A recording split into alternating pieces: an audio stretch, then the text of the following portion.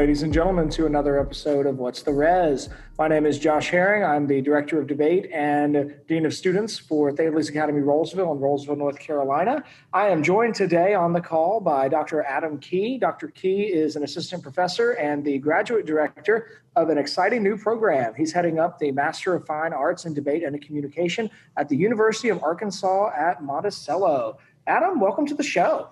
Thanks for having me. I'm excited to be here.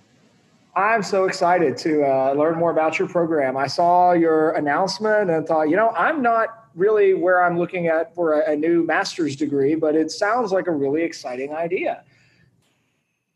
Well, before we get into the program particularly, tell us a bit about you.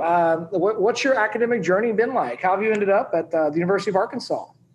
So I took kind of a non-traditional route to this. I debated all through high school and then college.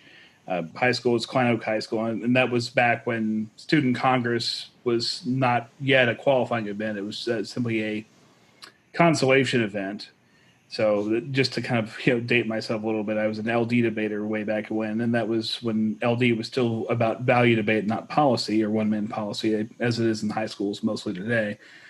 And then I got into college at Stephen F. Austin State University, and they were doing this newer format at the time called public debate in the International Public Debate Association.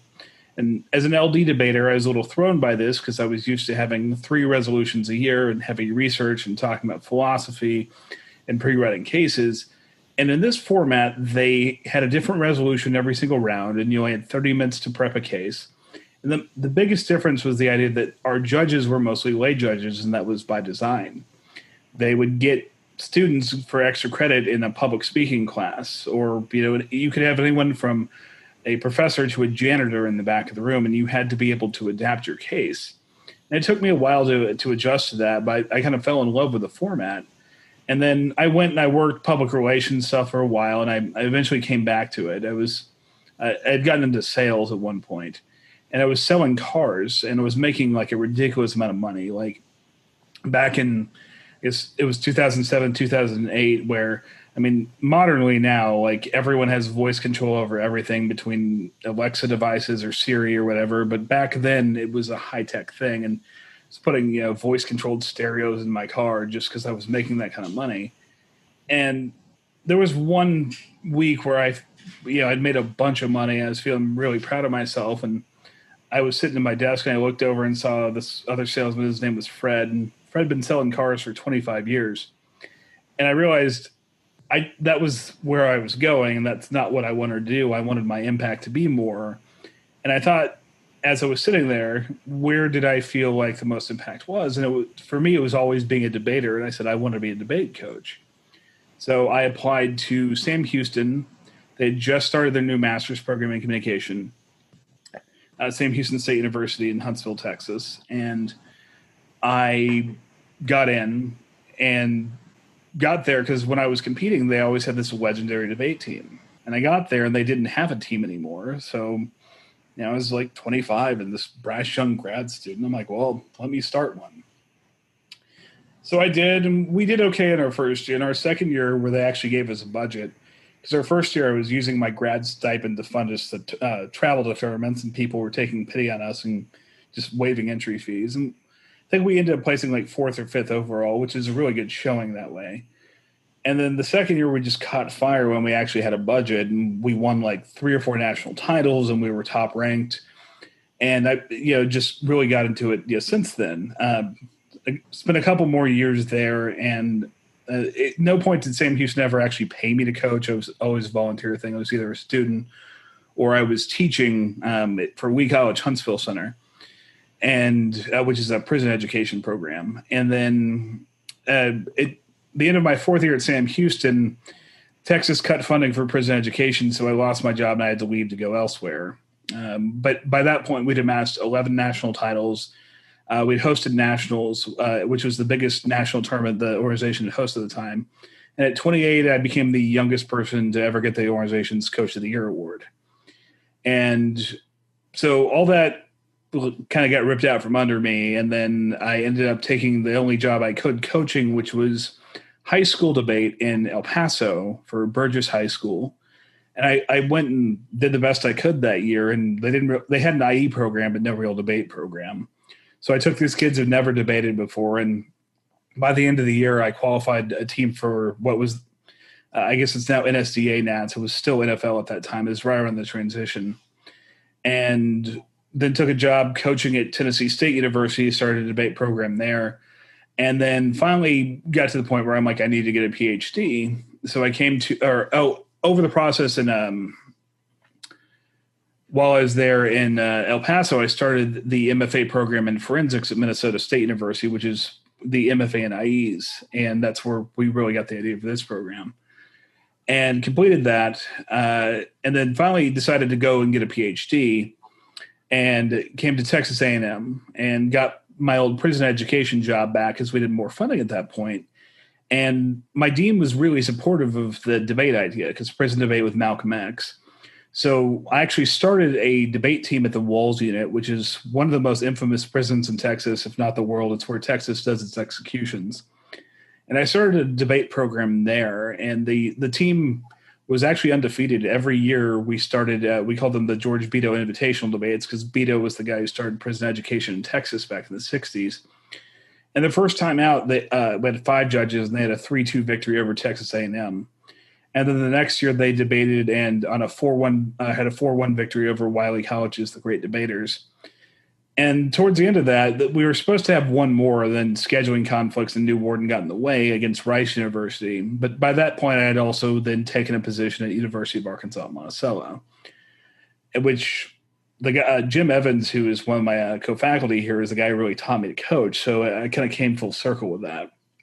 I debated all through high school and college. I got out of it like most people do, went and got a job. And then when I got back into debate, I'm now teaching and coaching alongside the guy who taught me to be a debate coach. And they've been very supportive here. And when I was interviewing, they said, we really are interested in this MFA degree you have, and we want to start one ourselves in debate. Would you be interested in doing that? Absolutely. I think that's a fantastic idea. And after about 2.5 years of work, we will be starting this program here next semester. That's amazing. I love that story. I was just telling so I teach 11th grade philosophy is one of my core classes I teach. And today we were talking about how do you evaluate different philosophies? And one of the metrics that I like using for that is telling students to look at the life of somebody who has lived according to the principles that they espouse. And at least you can evaluate that and think about, okay, do I want to be like that person 30 years from now? And if that person's principles lead to that lifestyle, that can give you a pretty clear indication of whether that's a set of things you want to pursue or not. I hear a lot of that in what you were describing about the looking at a car salesman and thinking about impact. I love that. That's a great story. Yeah, and I didn't even intend for it to end up being one. That's literally just what happened. Was I decided that I wanted to do more for the world than just make money off of it. And because that we teach students these skills in debate to go out and be persuasive, but persuasion without ethics or persuasion without some type of goal for a greater good becomes a problem. When winning becomes everything, that's when we get unethical people who grow into being unethical CEOs and unethical politicians. And I think a lot of problems we have are people who are great at persuading others who don't have that ethical or moral guideline. In fact, as debate coaches, you and I both know that some of the greatest examples we have of people, Adolf Hitler, Charles Manson, et cetera, who were amazing at persuasion, were awful people. And that's the reason we know they're so amazing, is how do you convince people to do these horrific things? Mm. So for me, it's been an ethical calling too. You look at, my students right now, I'm teaching an election seminar, and these students were telling me right before the first debate between Trump and Biden that they were 15, 16, 17, during the last election. And this was the first one they were paying attention to. And then they watched the first debate and they came back to me. They're like, is this what's supposed to happen? I'm like, no, it's not. I showed them, in fact, I have them this week since the debate's been canceled. They're watching the Obama-McCain debate, or one of them, doing a comparison and contrast, because at the point where we lose what debate is, the fact that you have respect between both sides. it becomes a problem. And so it's kind of a good time in this country to have a focus on what makes debate a good thing and how can we get better at coaching people to do it. Because this program is not about training you to be a good debater. This program is about training you to be a good debate coach in the same way that, we would train people to be good teachers, etc.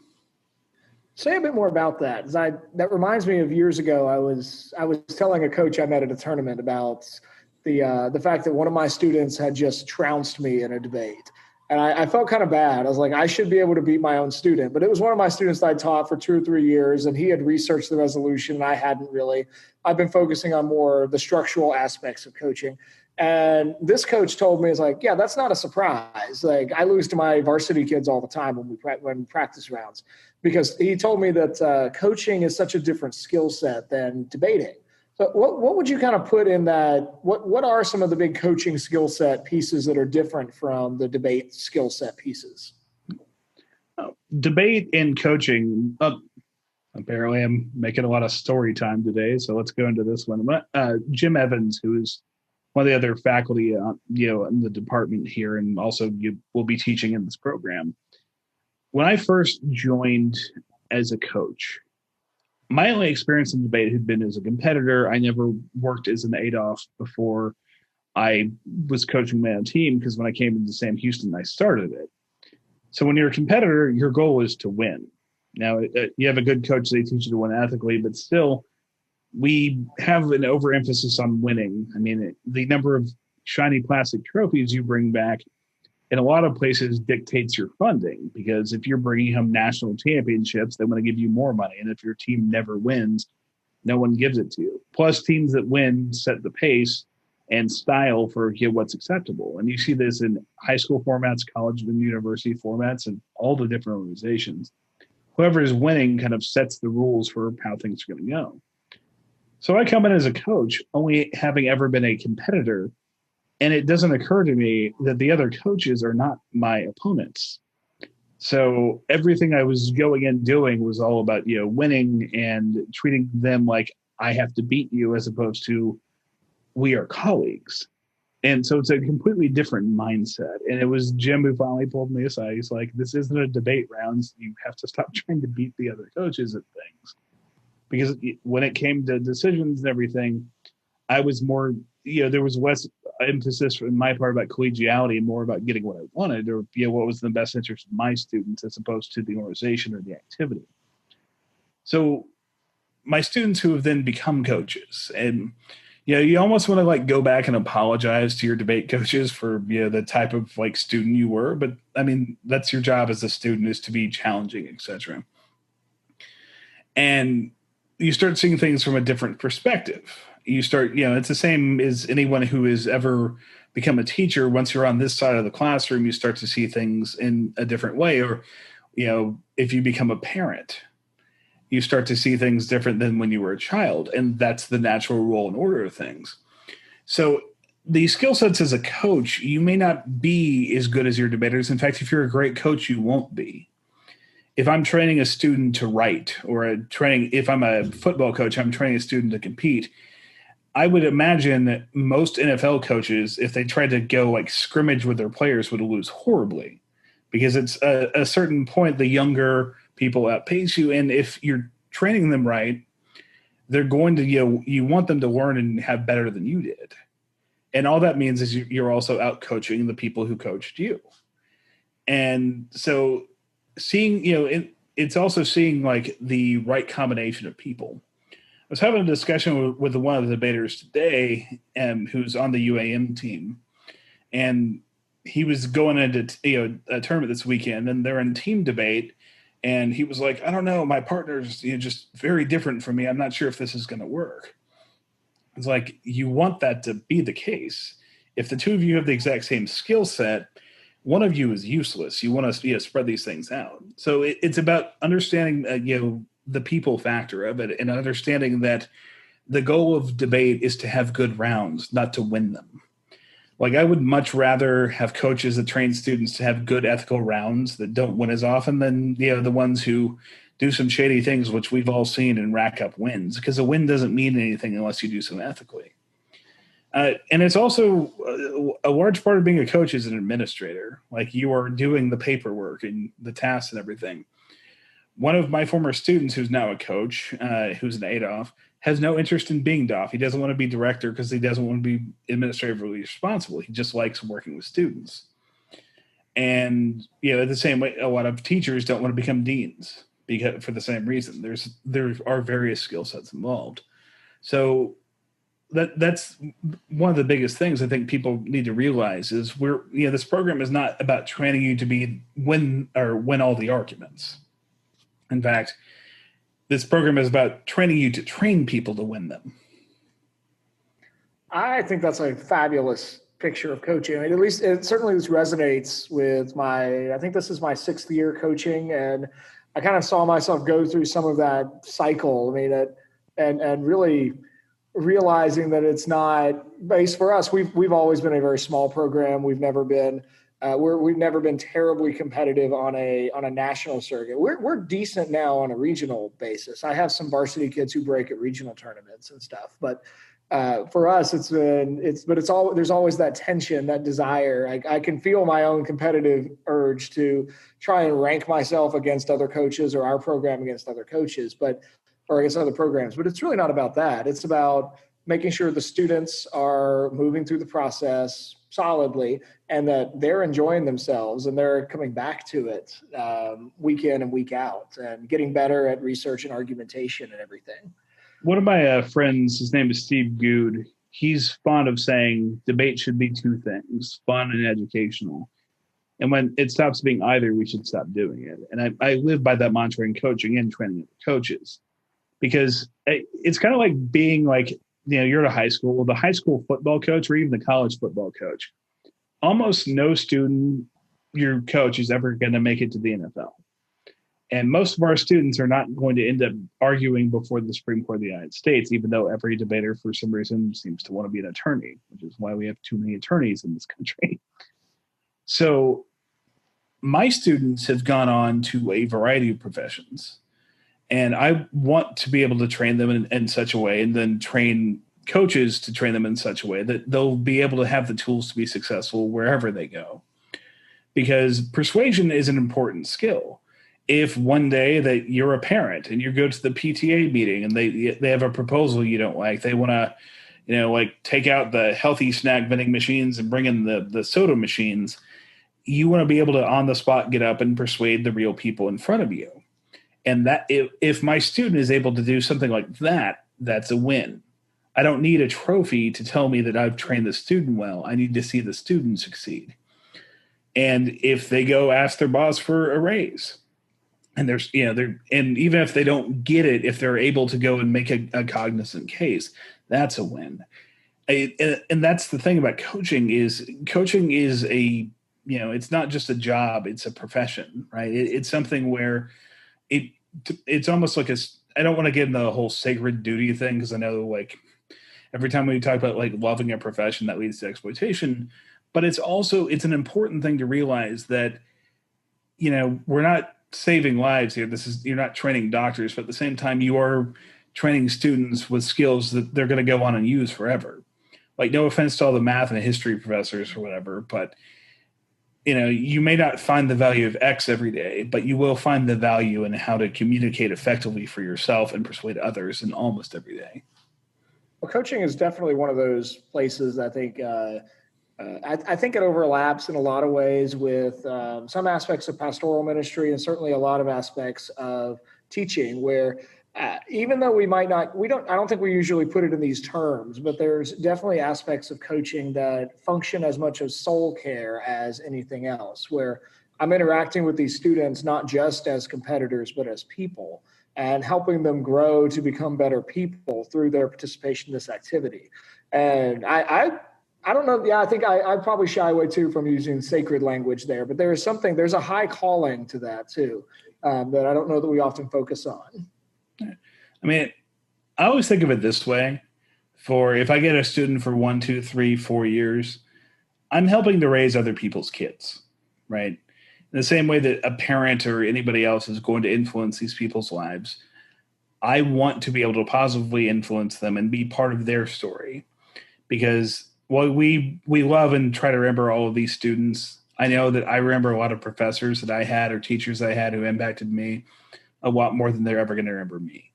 So they're part of my story, and I want to be part of my students' story, but I also want to train coaches to be part of theirs. And that's really how impact happens is, things like that. I had a recently ran into one of my old mentors, not a debate sense, just a teaching sense at NCA, National Communication Association conference. It was a couple of years ago. I hadn't seen him in 10 or 15 years, but he made such a profound impact on me when I was an undergraduate, just in how he communicated, how he held himself, the things he taught me, and how rigorous he was, that when I started teaching, I used a lot of the things he did, and I hadn't seen him in a decade and a half. And he remembered me, but even if he hadn't, the point wasn't that I wasn't so much part of his story. He was very much part of mine. And we all remember our debate coaches for the good, the bad, the indifferent, because you spend way more time in debate than you do with anything else. I train my debaters to always say, I have debate, because you're going to end up saying it over and over and over. And it takes a special kind of student who wants to hop in a 15-passenger van and drive for 8 hours and go argue about a topic they don't personally care about in an empty classroom with another student and a judge, and eat dinner at 10 p.m. at Chili's because it's the only place that's open, and do that every other weekend forever. Because we used to joke when I was at Steve of Boston. I think the university had like 15,000 students, and we used to say that there were 14,985 of them were out getting drunk right now, and the 15 of us were here debating about whatever. It's the type of thing you spend so much time with them coaching as opposed to anything else. And even among like football coaches, like your season lasts a semester. Our season goes from August until March or April, and in high school it goes until June. Like when I was debating in high school, I think I saw my coach as much as I saw my parents. So, well, let's shift gears just a little bit.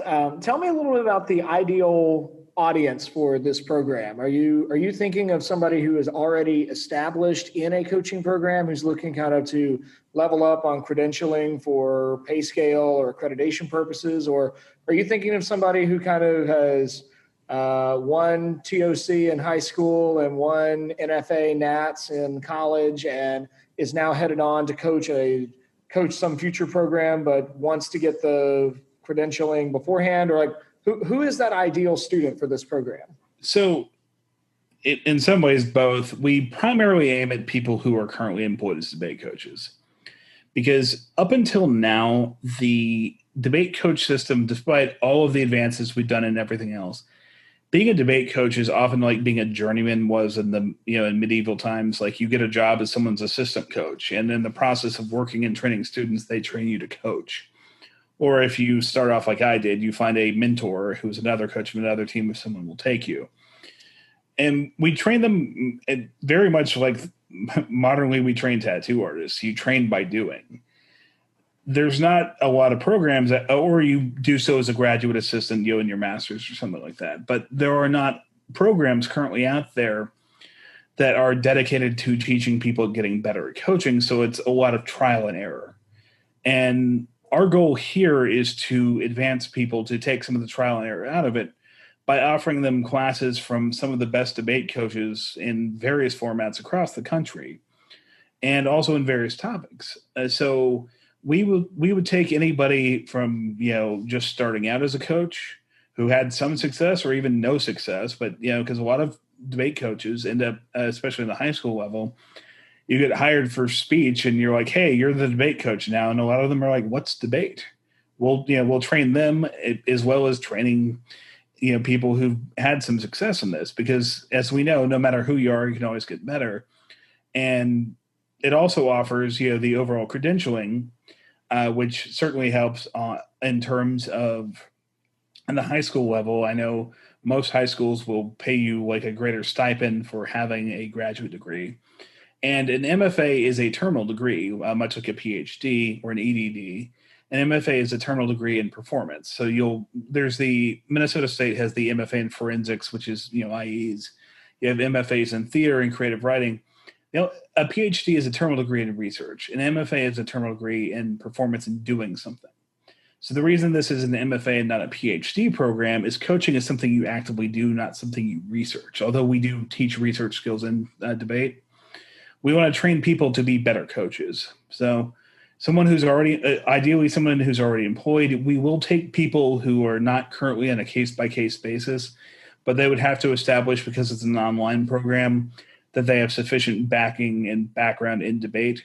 What we're trying to avoid is people who are going to come into this program with no background or intention. Like, we will reject those applications. We want to make better debate coaches, not just pad people's resumes. Well, that makes sense. I love that distinction. I'd never heard that distinction between the PhD and the MFA before. That's really helpful. Like, you can't get a PhD in theater or art. You can get them in art history, but no one is sitting there researching what's the best way to paint. What they are doing is becoming better painters. And it comes back to, in the 1920s, I believe is 1921, when the Teachers of Oral English broke off, which and formed what is now the National Communications Association. There was a debate in what is now the Quarterly Journal of Speech in the first issues on what type of discipline communication ought to be, because prior to this, English teachers and English professors taught public speaking. It was just considered a oral version of what they did. And Wilbert and Hunt got into this massive debate in the pages of QJS and what we're supposed to be, on whether or not we should be a social science or humanity or a skills performance. And the one that won out, obviously, was the one who was more about the research. But the original argument was that we should be, for instance, Bill Nye is not a scientist. He's a science communicator, and that we ought train people in the art of speaking. But you can make it all the way through a PhD, and I did, without ever having to give a speech in communication. We take the different mindset that we want to train people at being better at training people to speak. But our hope is that, Minnesota State was the first, we're the second. We hope that eventually we'll see MFAs in public speaking. I mean, if the success of TED and TED Talks has taught us anything, public speaking is not going anywhere. And we need people to speak well, but also people to train others to speak well.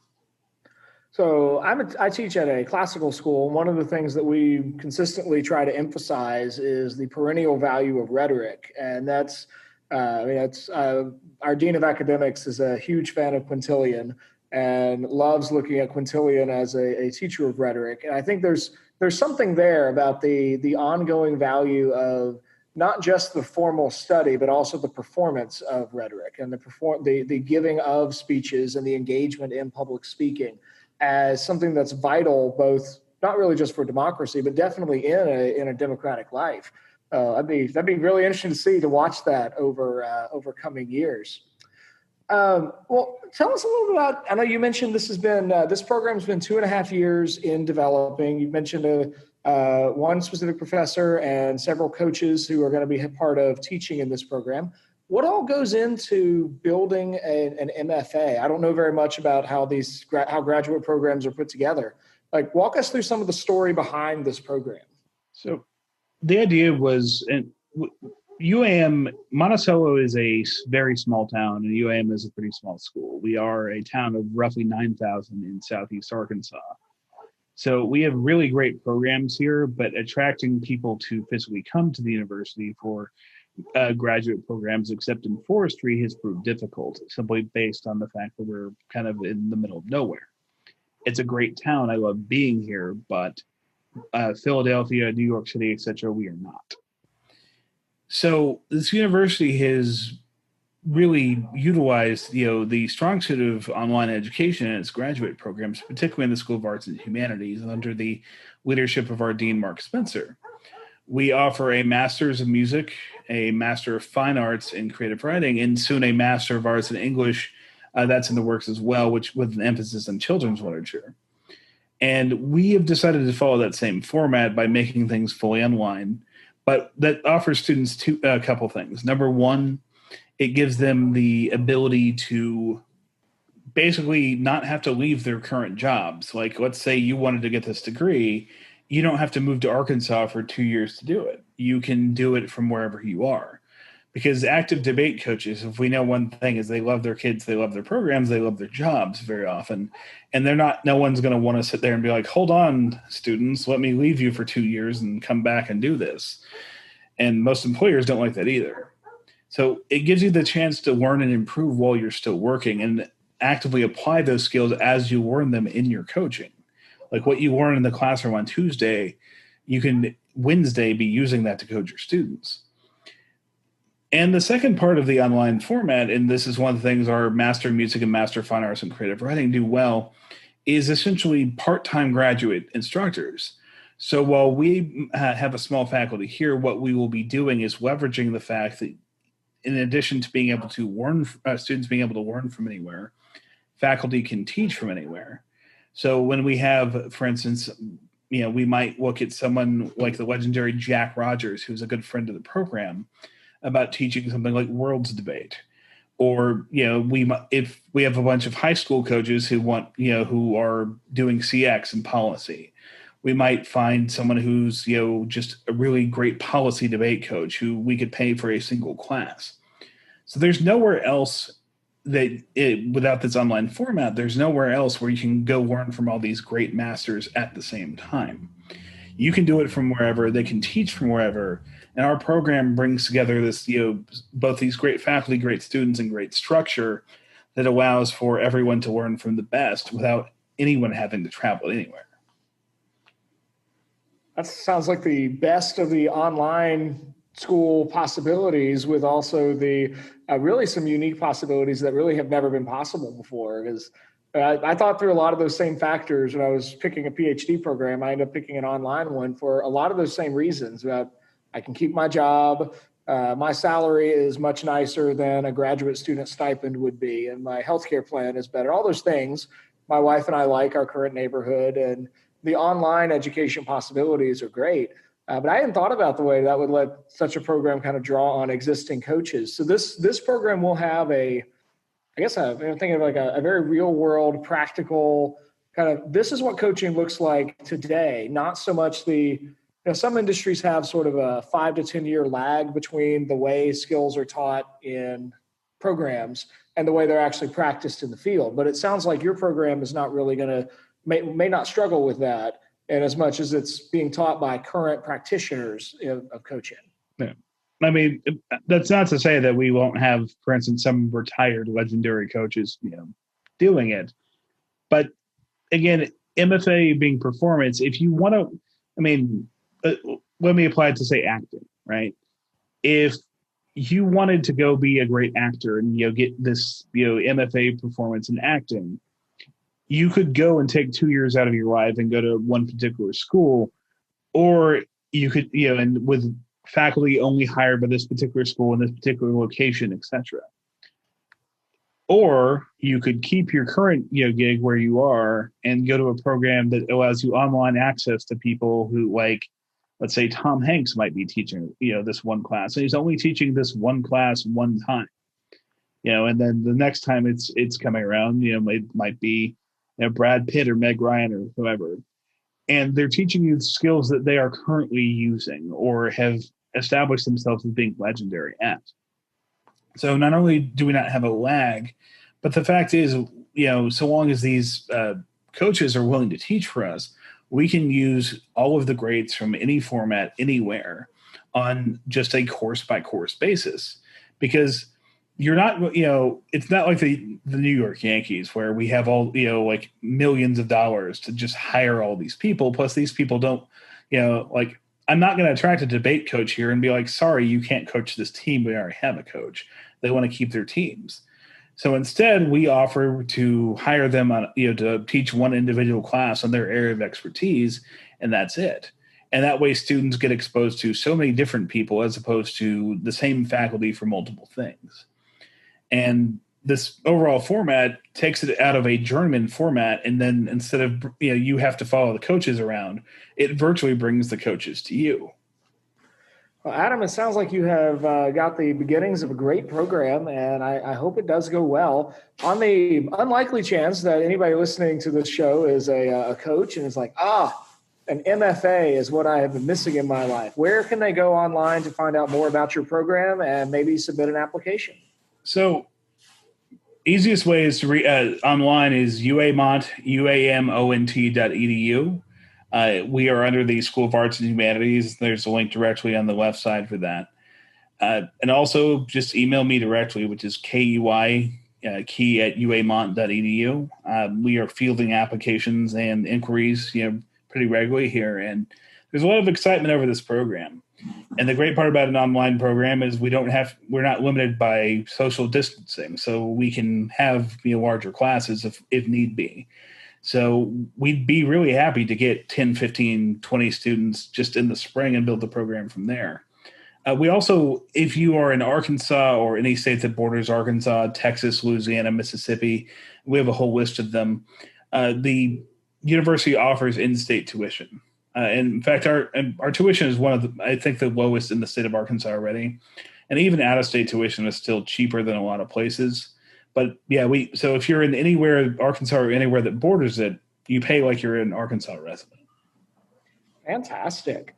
Well, let me ask you one last question. I know we'll have to wrap this up as this episode's getting long, but as a college professor and as somebody who has kind of taken a bit of a circuitous route to a career in academia and communications, what advice would you offer any high school students who are currently involved in debate but are looking at college applications and they're trying to figure out what makes this college different from some other college? Like what advice would you offer such an imaginary student as to this is what you should look for in your college selection? People think that college, the best part of it is the classes, and I should go to the place that has the best classes. I'll get the best job. When I think back 10, 15 years ago when I was an undergrad student, I remember good teachers, but I also remember the community aspect as well, the networking I was able to do. Don't try to get into the highest ranked school or the highest ranked debate team. Try to get into the one where you're going to fit in, to be challenged in your ideas, but also feel welcome and safe where you're at.